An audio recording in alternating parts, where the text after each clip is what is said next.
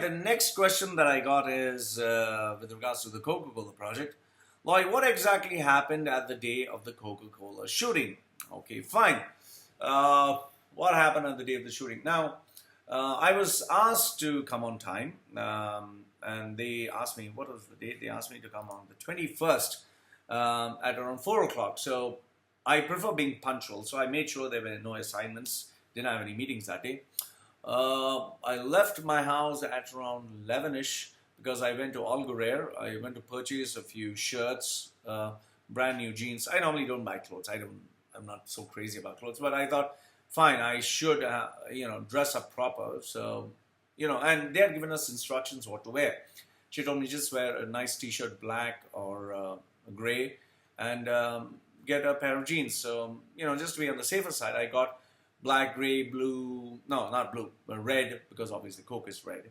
So, and a pair of jeans, that was about it, and I made sure I came on time. They were there by that time, and we reached there, what time? I think I reached around 3 o'clock. They met us at the Fairmont Hotel. They took us on the, I think, 26th or 24th floor, and they asked us to just get refreshed, and I was just taking my time, chilling out. I ordered a nice pasta, prawns pasta, which was really delicious, a creme brulee. And after that, I received a call. Okay, there was a guy named Maruf or something, really hardworking guy. He said, okay, just get ready. I said, okay, cool. And then at around, I think 5:30 or so, 5:30 or 6, they finally said, okay, come down. Now, mind you, we were not supposed to see each other. Apparently, we didn't know who's the other person. We didn't know what is happening. And I was kind of slightly nervous because I was not sure what I was supposed to do apart from the fact just have a conversation. So when they brought us down, Pratiksha gave me the briefing. Okay, fine. You'll be taken into a room. You should not state your nationality. You should not state any details about yourself. No names. Just have a conversation. So I was like, okay, fine. Just have a conversation. Okay, fine, whatever. So I went there. First when I walked in, they said, fine, you're just going to walk in first, so we'll have a shooting. So they asked me to walk, the camera facing, and they said, walk. I walked and cut, made it like a movie, Then go again, walk again, look stern, look this side, fine, I walked and cut. Then after that, they took me into, there's a small little lady who was doing this makeup, cute little lady. She just put a little makeup, I don't know what she put, because what can you put for my face? She just kept me ready and she said, fine, go in. Now the going in part, it was not just walk in. It was dark and they asked me to put my hands on top of the waiter, and apparently he was wearing these dark glasses, these glasses that are night vision goggles, like the ones in the military. And he said, okay, fine, you just put your hands on his shoulder and walk in. So I said, where? Just walk in, that's it. Okay, fine. So I go with him inside and it's pretty dark. I don't know where I'm going. I go this way, and then finally he said, okay, put your hand here. I put my hand, I feel something. He says, okay, sit down. So I pull the chair, I'm going to sit, and then he said, no. Then I hear a voice in the walkie-talkie, no, not that chair, please, the next one. Fine, okay. Then I put my hand again, he goes in somewhere, and then he says, okay, this chair? He said, no, next chair, please. Then I go there, so this chair? He said, yes, this chair. So I just tap it, fine, pull the chair, and then I sit down. He makes sure that I sit down carefully. And then he whispers in my ear, so there's a plate here, there's a fork, knife, whatever, and everything. Okay, fine, I just feel myself around. And then I'm sitting there and I'm like wondering, then suddenly I can hear someone breathing.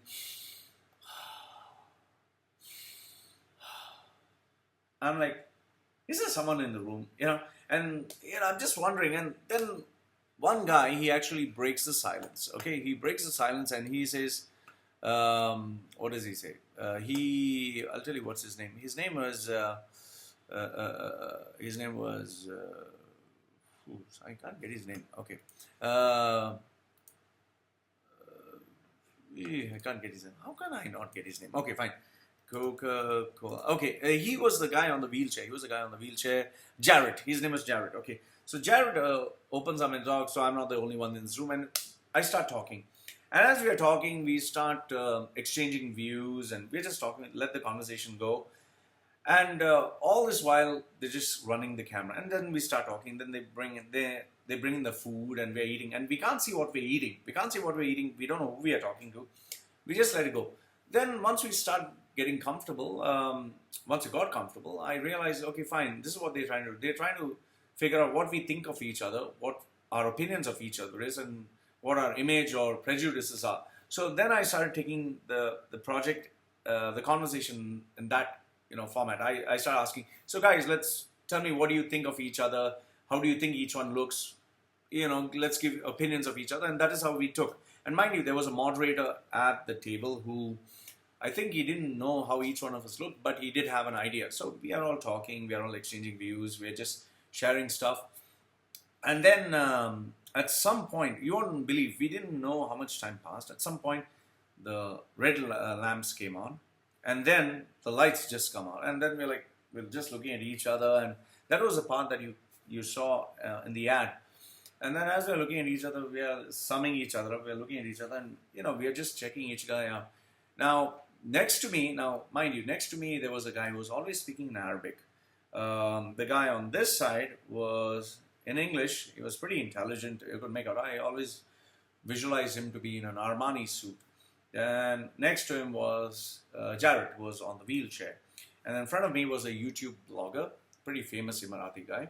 On my right-hand side, there was this guy who spoke in Arabic, intense Arabic, and I thought he was an Arab local. I kept calling him CID. And next to me was a rather conservative gentleman who had a very deep bass voice, like a husky voice. So I kind of thought he was like old man because of his voice. But after the lights came on, the guy who was sitting next to me on my left-hand side, he turned out to be this heavy metal guy who's pretty famous. He's a celebrity. He plays for this band. I can't get it which band, but he's pretty famous. And everyone talks about him. What's his name is Ala Abu Saad. Okay, Sada, yeah. Pretty famous guy. I mean, he plays heavy metal, can you believe? And then Jared is a skydiver. He's pretty famous as a skydiver himself. The guy opposite to me, I couldn't get his name, but he is a very famous YouTube Emirati blogger, okay, who focuses on cooking. And then the guy on my left, who I thought was hardcore Emirati Arab, he is actually an American who speaks very fluent and Arabic in the actual accent. And the guy on my right-hand side turned out to be a very famous TV presenter and also a theater of aficionado. I mean, he was really someone big time.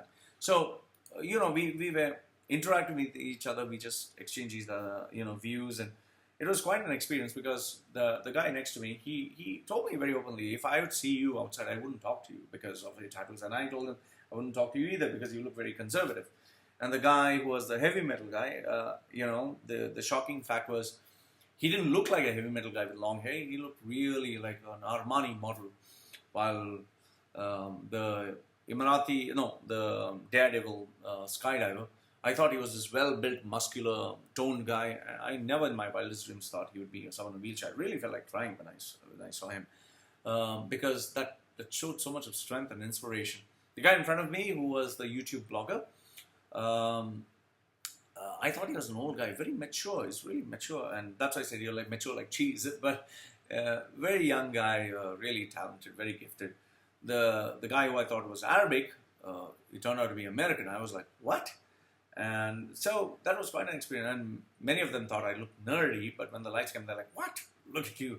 So all of us had this whoa, voila moment. And I think Coca-Cola really nailed this advertisement on its head. It was an amazing social experiment. And so this is what happened that day, the shooting. And after the lights came on, we were asked by the director, the producer, all came in, they clapped their hands, they said, wow, brilliant. And now we need to take the shooting of you doing something else. And we're like, what? Okay, so put your hand under the chair and pull out whatever's there. So we were like, okay, there the camera's running live. We put our hands below the chair, take it out, and we get this can of Coke, which you happen to see in the ad, and we turn, and they actually capture our expressions and how, what we thought, and they asked us to reflect, and